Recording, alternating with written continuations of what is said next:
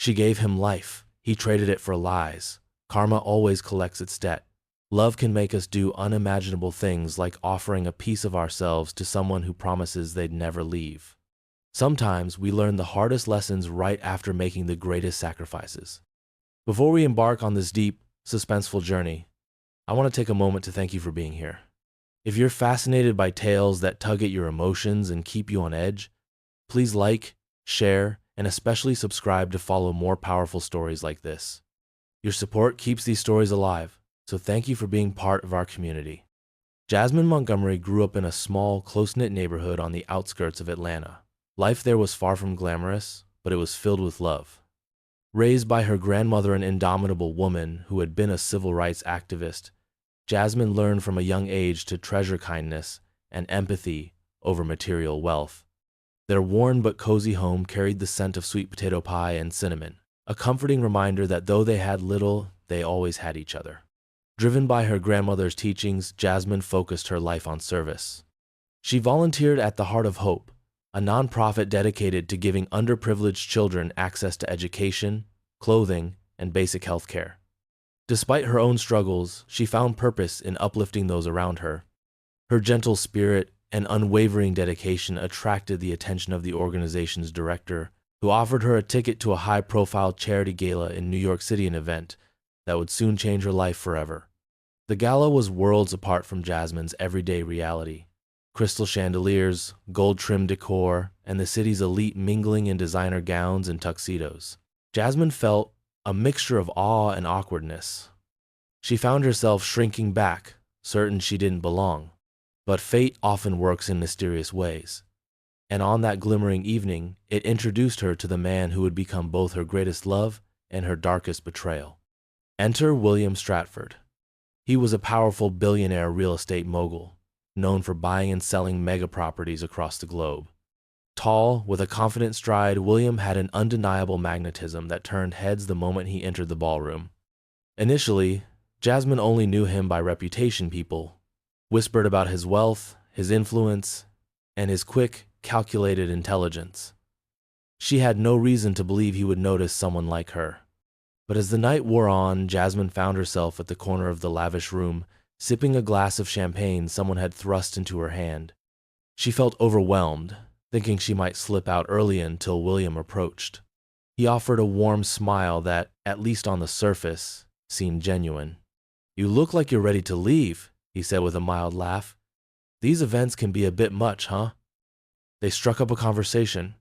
He asked about her volunteer work, surprisingly attentive to the stories of disadvantaged children benefiting from her nonprofit's programs. She felt a spark of hope that perhaps he wasn't just another wealthy man looking for publicity.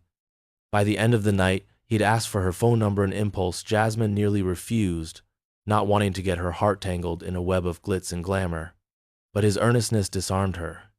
She handed him her card, uncertain but curious about where this might lead. What followed could only be described as a whirlwind romance.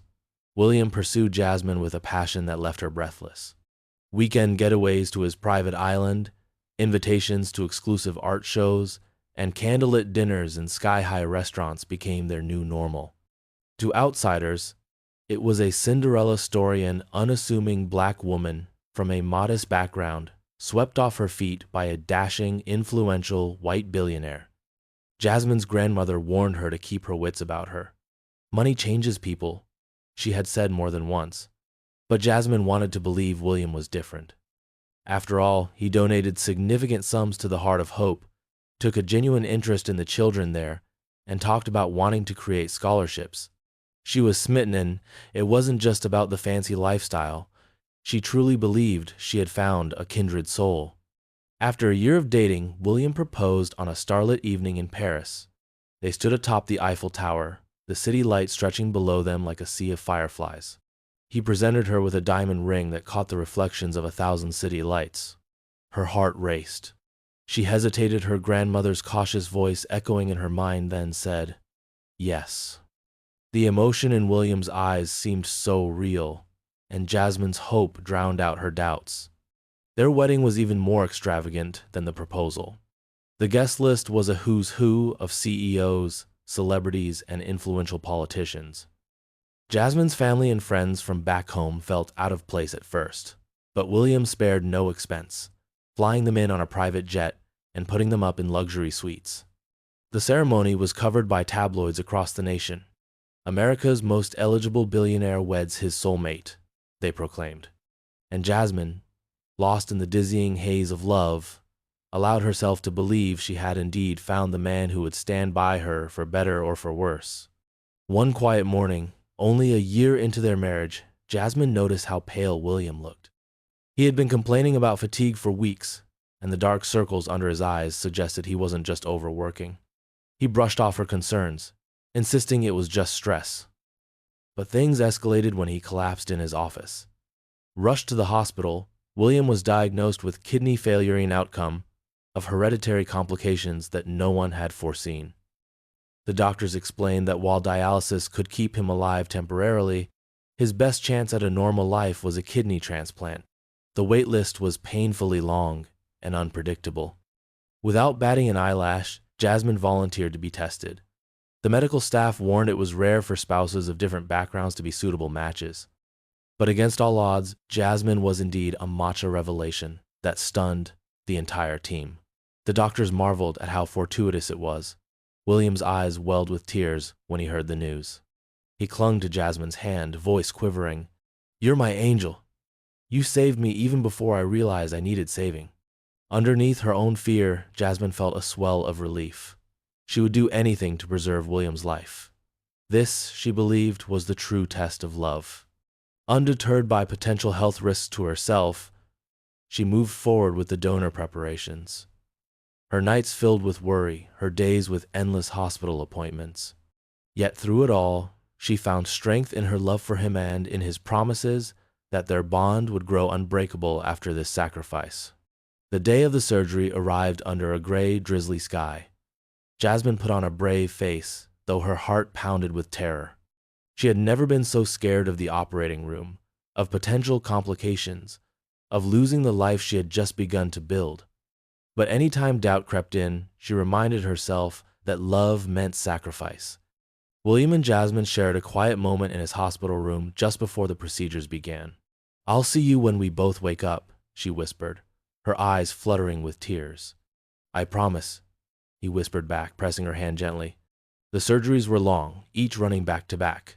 The medical team worked tirelessly, skillfully removing Jasmine's healthy kidney and transplanting it into William's body. Post-surgery, they were placed in separate recovery wards, each monitored closely. Hours later, a tired yet triumphant surgeon announced that both patients were stable. The immediate danger had passed. William's life was saved. The first few weeks post-transplant were a haze of medications, follow-up tests, and physical therapy. William was weak, but improving steadily. Jasmine, however, felt more drained than ever. The removal of her kidney meant a longer recovery time, and her body had to adapt. She found herself sleeping more, often in pain, yet determined to focus on William's progress. At first, William seemed genuinely grateful, spending quiet moments thanking Jasmine, holding her hand, stroking her hair as they both rested in the hospital. But once he returned home, subtle changes began to surface. Business meetings resumed at a furious pace. In an attempt to catch up on lost time, William threw himself back into work, leaving Jasmine alone in their penthouse. Initially, she chalked it up to ambition. That was the William she knew, driven, unstoppable. Then, the unexplained late nights started. Emergency business dinners, closed-door meetings, cryptic phone calls. Jasmine tried to confront him. He brushed off her concerns, or snapped at her for nagging. She noticed whispered conversations with his personal assistant, phone calls ending abruptly when she walked into the room. The distance between them grew, an invisible chasm that widened each day, fueled by deception she couldn't yet fully grasp. A growing pit of dread settled in Jasmine's stomach. Had she given him her kidney only to watch the man she loved vanish into a shadow of secrecy? One chilly November morning, Jasmine woke to find a strange hush over the penthouse. Usually, William would be on the phone or the treadmill, but there was only silence. Slipping into a robe, she walked into the living room, where a large white envelope sat on the coffee table. The words, "Dissolution of marriage," glared back at her. It was a set of divorce papers, no note, no explanation. Jasmine felt her world tilt sideways, her breath caught in her throat. She desperately tried to reach William, but calls went to voicemail. Hours later, he returned home. His expression was stone cold, eyes distant. "I've decided this marriage doesn't suit me anymore," he said, almost bored. She thought of 1,000 questions. How could you do this? Why now? Didn't our vows mean anything? But her voice cracked, and only a single broken whisper emerged. Why? His reply sent ice down her spine.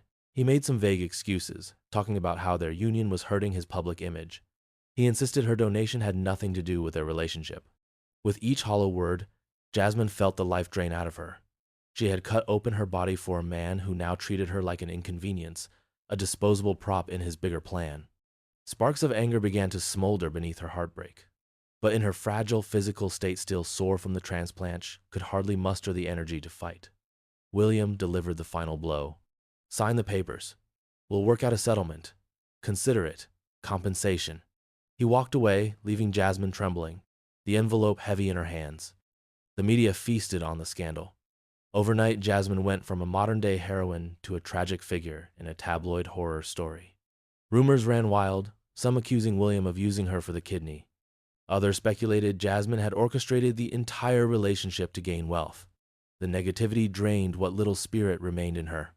It was in that dark moment she remembered the community that had always lifted her up, the heart of hope. Without telling anyone, Jasmine packed a small suitcase and left the penthouse. She found refuge in a modest apartment near the nonprofit, far from the paparazzi-laden neighborhoods of Manhattan. Her grandmother welcomed her with open arms, a warm hug that restored a glimmer of hope in her battered soul. Word spread about what had happened. Messages poured in from supporters, from strangers who recognized her sacrifice. Some tabloids even tried to sensationalize her move, snapping pictures of her exiting the upscale penthouse with tears in her eyes. But none of that mattered anymore.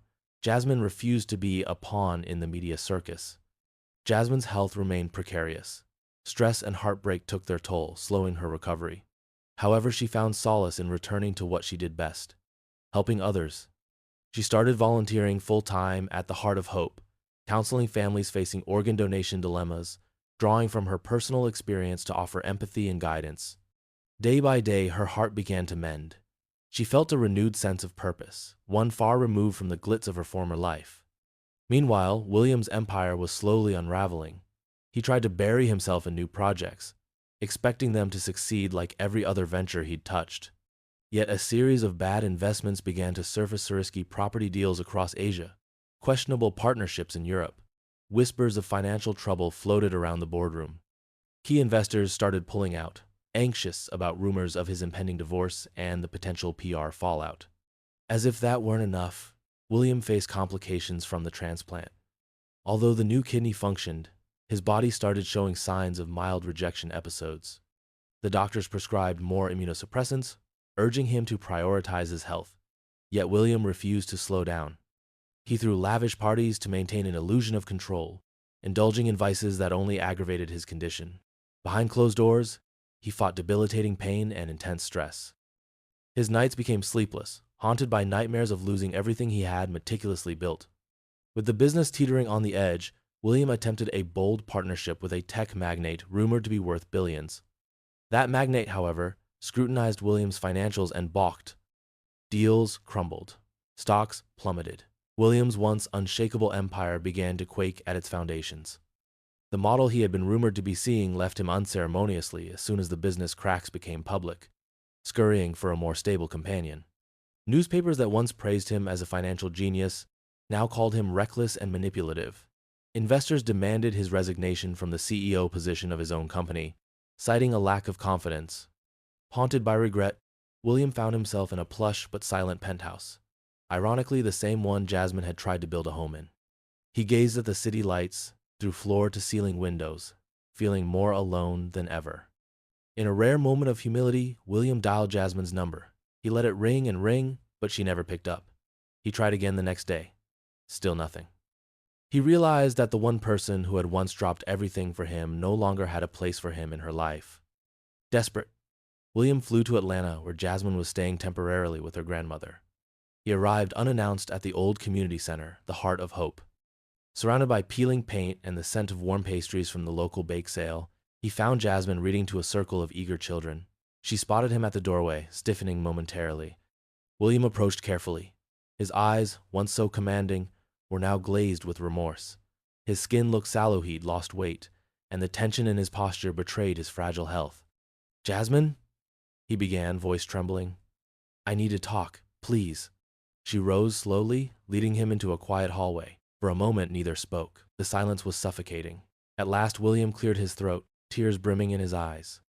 "I've made terrible mistakes," he admitted, voice shaking. "I let my ambitions, my image, everything get in the way of what mattered most. I was ungrateful for what you did for saving my life. I don't expect forgiveness, but I had to come here and tell you that I'm sorry." Jasmine was no longer the trusting, naive woman who had once believed in fairy tale promises. Her face, though etched with sadness, held a quiet strength. "William, I gave you a part of me," she replied softly, "both literally and figuratively. I did it out of love, not expecting anything back but honesty and loyalty. You broke my heart, and you've made it clear that you can't give me what I deserve." William's shoulders slumped. A single tear escaped down his cheek, as he finally recognized the depth of the damage he'd wrought. I know there's nothing I can say now that will take back what I did, but I want you to know that."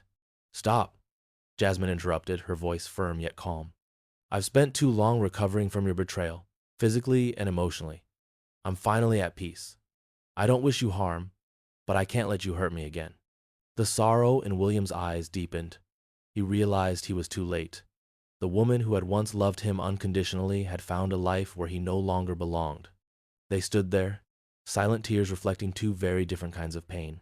Jasmine gently turned away, leaving William alone in the hallway, her soft footsteps echoing off the walls. News of William's downfall continued to ripple through the corporate world, overshadowed only by bigger scandals in the tabloids. In time, he retreated from public life entirely, swallowed by health concerns and the remnants of a broken empire. He sold off properties to pay debts and maintain his treatments. The penthouse, once the symbol of his dazzling success, sat on the market, hauntingly empty. Jasmine, however, thrived. She fully immersed herself in her advocacy work for organ donation awareness. Invited to speak at conferences, she recounted her experience not to vilify William, but to highlight the emotional toll and the profound love underpinning such a sacrifice. She told her story with grace, avoiding sensationalism. Local and national publications picked it up. People admired her resilience and authenticity. She gained a modest yet devoted social media following. Her grandmother, proud and ever watchful, made sure Jasmine also cared for herself. Jasmine began therapy to process the betrayal and the trauma of the surgery. Gradually, she opened her heart to new possibilities. She met other altruistic donors, forging friendships that made her feel less alone in her experiences. Each morning, she awoke feeling a little bit stronger, a little more certain that the hardest part of her journey was behind her. One winter evening, the Heart of Hope organized a gala of their own, a far simpler affair than the one in New York years ago, but brimming with genuine warmth. Parents, kids, and volunteers came together to celebrate the success of new after-school programs. Jasmine was the keynote speaker. Standing on a small stage in a modest banquet hall, she looked out at the crowd. No paparazzi flashes, no illusions, just real, everyday people who believed in kindness. In her speech, Jasmine's voice trembled with emotion. "Sometimes we give a piece of ourselves to someone we love. We hope that gift binds us together. But if the other person is unworthy of that love, we might find ourselves broken. Yet in that brokenness, we can discover our true power. Love is never wasted, it just transforms. And when we give from our hearts, we open ourselves up to life's most profound lessons." The crowd rose in applause. Tears glistened on the cheeks of many who knew her story. In that moment, Jasmine felt the full weight of her journey. The heartbreak, the hospital rooms, the empty penthouse, the divorce papers. All of it had led her here, to a stage where she spoke not as a victim, but as a survivor. She gave him life. He traded it for lies. Karma always collects its debt. Love can make us do crazy things like giving a piece of yourself to someone who swore they'd never leave. And sometimes, we discover our greatest strength in the wake of those shattered promises. William, once the picture of power and control, found himself alone with regret in a precarious health condition. And Jasmine, whose heart had been crushed, rose from the ashes to become an advocate, a voice for the voiceless, and a beacon of resilience.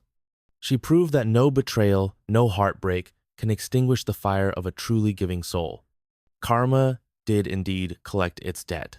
In the end, love that is pure and selfless emerges stronger from the shadows. Jasmine left behind her illusions of a perfect marriage and discovered a deeper sense of purpose and self-worth.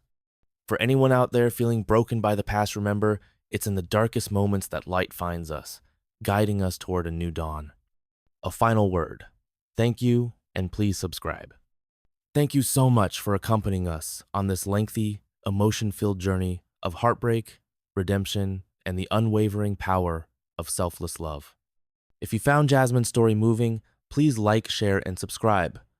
By doing so, you help us shine a light on more stories of resilience and hope. We appreciate your support and can't wait to share more tales that remind us all of the enduring strength of the human spirit.